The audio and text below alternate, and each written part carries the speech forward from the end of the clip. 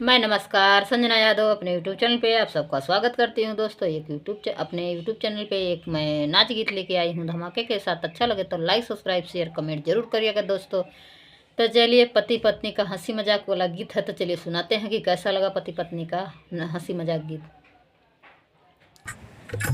कहवा बोलै काली कोइलिया, कहवा बोलै मोर हो, कहवा बोलै मोर हो, कहवा बोलै काली कोइलिया, कहवा बोलै मोर हो, कहवा बोलै मोर हो, कहवा बोलै पियल मंडा जियरा धड़कई मोर हो, कहवा बोलै पियल मंडा जियरा धड़कई मोर हो।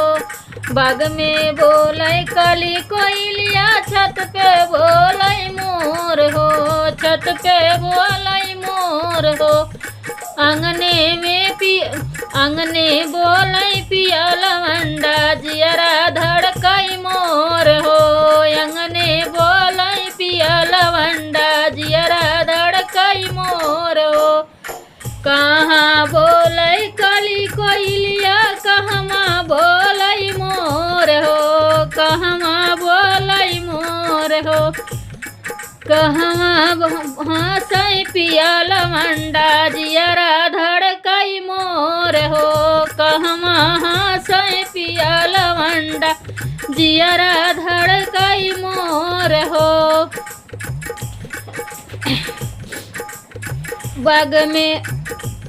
बन में बोलै काली कोइलिया, बाग में बोलै काली कोइलिया, सड़के बोलै मोर हो, सड़के बोलै मोर हो, सेजिया हंसै पियल मंडा जियरा धड़कई मोर हो, सेजिया हंसै पियल मंडा जियरा धड़कई मोर हो।